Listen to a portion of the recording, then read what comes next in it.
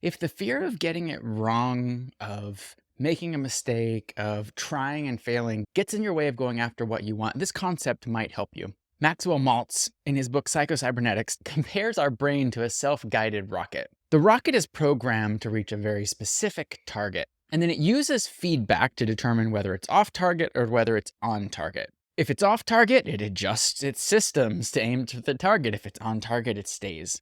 Our ability to be able to go after what we want is very similar to this. There's a program that says what we're going after. There's senses and feedback, our feelings, our emotions, our results that say we're on target or off. And there's the ability to correct. The difference between us and a rocket sometimes is that we make additional meaning of the things that don't go right.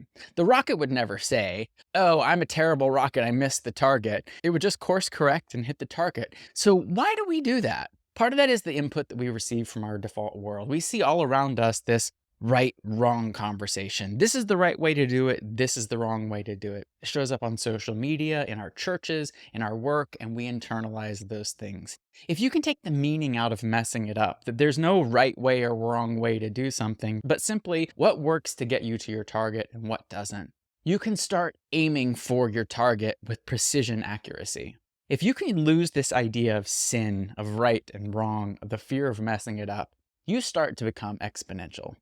I have on my shoulders two tattoos. One is a cross and the other is a snake.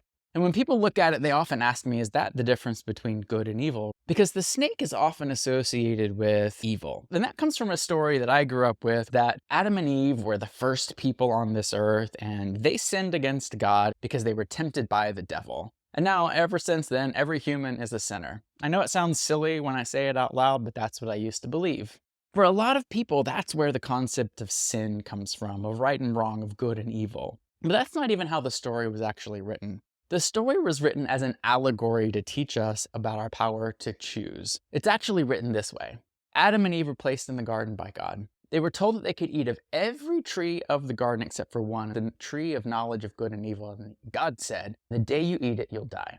The serpent, who was the wisest animal, came to them and said, "Did God tell you that you would die? God knows that the day you eat this fruit, you'll become like the gods, knowing good and evil." So Adam and Eve eat the fruit, and God comes down and he's angry, not because they had done something wrong, but because now God has to deal with the fact that Adam and Eve are like the gods, knowing the difference between good and evil. They're afraid if they stay in the garden, they'll eat the tree of life and be just like the gods. The story doesn't tell us that we are sinners. The story tells us that we have the power to choose. Isn't that an exponentially more powerful way of thinking about who we are, not as sinners, but as choosers?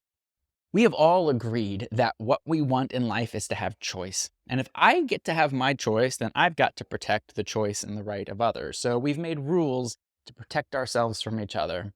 Don't kill, don't steal. And we've made rules to protect ourselves from ourselves. Don't lie about your neighbor. Be honest. Treat others the way that you would want other people to treat you. And then there were the rules that were made up to protect us from the wrath of God or to control the population. In his book, The Code of the Extraordinary Mind, Vishen Lakhiani calls these rules bullshit rules, or brules. They're the rules that were made up that don't really have a need or meaning, or that were used just to control people. You'll notice the bullshit rules in your life when it comes with, I should be doing this, you should be doing this. These rules often come packed with guilt and shame, and or the threat of being cast out of a group, or cast into hell, or some other way of being isolated from others. And if I am operating and I'm choosing these things out of fear rather than because I want to do them, they're not really a choice. For many people, the fear of being cast out of their family, a group, or going to hell keeps them from actually choosing the things that they want to do.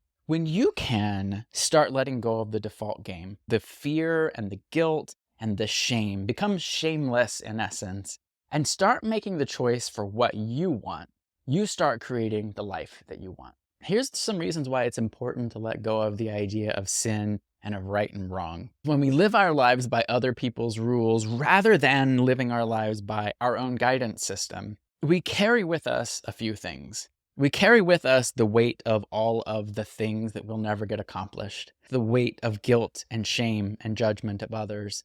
And we carry with us the idea that we have forfeited our choice to other people. We also give up our own authenticity. There are parts of us that we have to leave aside in order to feel like that we're not going to be kicked out of our tribe, that keeps parts of us locked in a closet.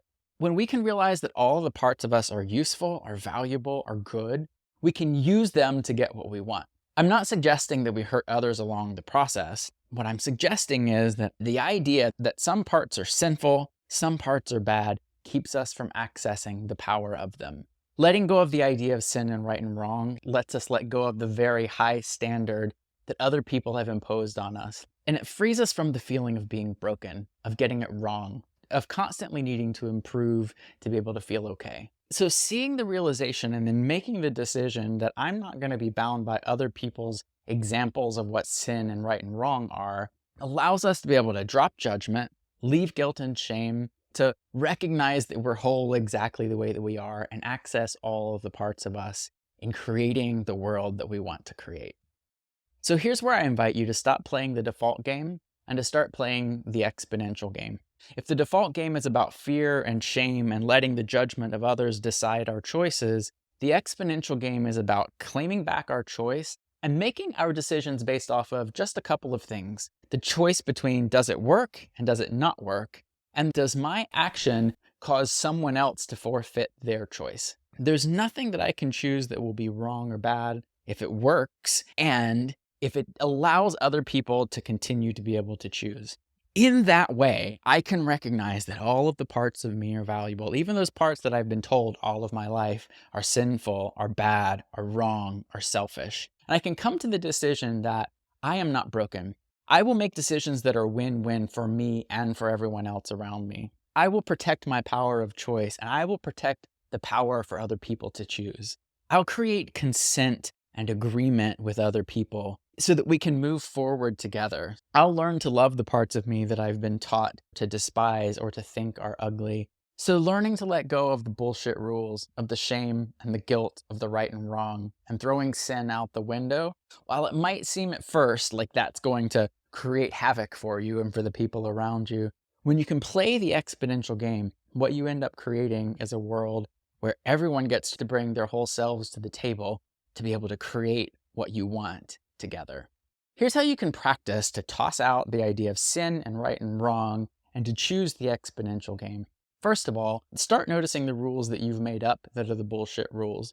Again, they will often come with, I should be doing this. Anytime that you hear that, notice what part of you that you are making wrong in this moment. Another way to notice those bullshit rules is for you to notice the emotions that come up when you think about moving towards what you want. Do you feel inadequate? Do you feel less than? Do you feel like an imposter? Do you want to run away, to hide? Do you judge yourself for the desires that you have?